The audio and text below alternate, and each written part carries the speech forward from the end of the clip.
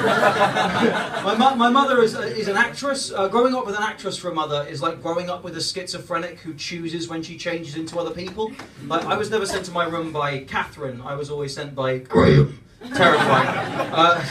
My mum had a very interesting attitude to parenting. She basically said children's innocence is not really important, the truth is more important. So for example, if you ever ask a question to my mum if you're a child, she'll tell you the truth. Which meant at the age of 3, I learned that there was no Father Christmas, no Tooth Fairy, and no God. Question. What do you really think about me? Do we like your mum? Do you like my mum? No, like, as an audience, are we liking your mum? Are we liking my mum?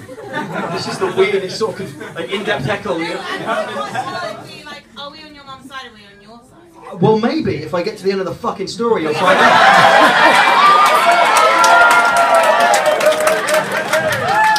You must be the worst person to go to the movies. Do you think Kylo Ren's going to be good? I don't think Kylo Ren's going to be good.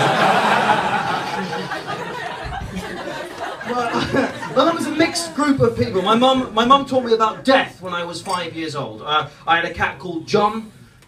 Yeah, fuck off. I was not an inventive child. I actually, it's absolutely true, I named him after former Conservative Prime Minister John Major. I was a fucking bad boy. John had died in the morning while I was out at school. Very, very sad. Has anyone here ever owned a cat? So John had died at peak cat mode, just all 4 limbs stretched out like this. And that stretch thing. And died at the peak of the... Dead. And my dad had dug a hole, was getting ready to bury John, until my mum said, fuck off, yes, John was the name of the cat. Was getting ready to bury John, and my mother said a sentence we still repeat at most family gatherings. She turned to my father and said, no, no, the boy needs to see the body.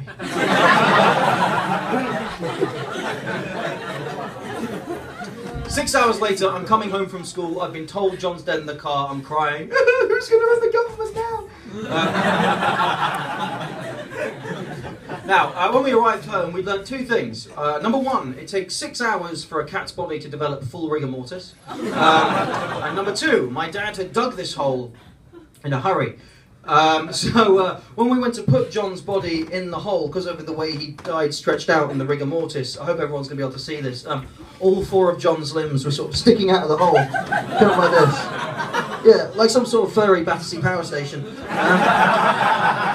Now, what a normal mother would do with a crying 5-year-old in this position is say, don't worry, Sam, go to the shed, get a shovel, and we'll bury John properly.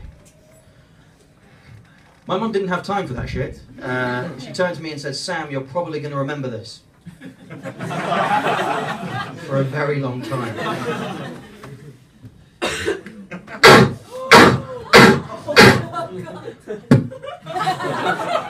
That's the tail. Yeah, she snapped all 4 of John's limbs, folded them into the hole like some horrifying feline origami.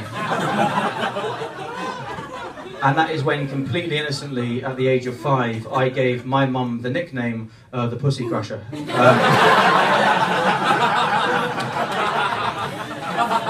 How are we feeling about my mum? So we might not like her at this moment, but I'm going to try and redeem my mother, because I don't want you thinking that she's a horrible woman. She has some good skills. Her acting sometimes comes in handy. Us Londoners will know we sometimes find people on a late night tube or a late night bus who have a smartphone or an MP3 player, but have decided that earphones just aren't for them. And maybe the whole night tube would like to listen to Smack My Bitch Up by The Prodigy. Now, as Londoners, what we do is you go, that's ridiculous, that's really, why, the metro. My mum is the only person I know who's ever confronted these people. A few months ago, we were coming back from watching Hamlet at the Globe Theatre. Yeah. Thank you. I am that middle class. Just me and my mum, it was lovely. We were talking about how David Tennant really brought the Bard's work to life. And one of these guys pulls out his phone and it pipes out, Smack my bitch up! I'm like, Mum, please don't look at me, don't confront, it's fine. Wasn't the soliloquy lovely in the 3rd act? No, Sam, I really must say something. Now, my mum is in her 50s, but she manages to transform herself to looking like the frailest, oldest woman ever. Her shoulders go way up, her eyes go squinty, and her hands start shaking. There's nothing wrong with her. And she walks over and goes, hello there, my name's Catherine. I was wondering wondering if you wouldn't mind turning that off. You don't see me playing Frank Sinatra's Classical Jazz Volume 2, do you? 9 times out of 10, these people are so surprised to be confronted, they switch it off straight away, because no one's ever actually confronted them before. But this one time, this guy got out of his chair, he cowered over my 5'4" mother, and just said, "Why don't you sit the fuck back down before I knock you the fuck out?" I was terrified. I'd already got that tiny little metal hammer and was smashing it against the emergency window.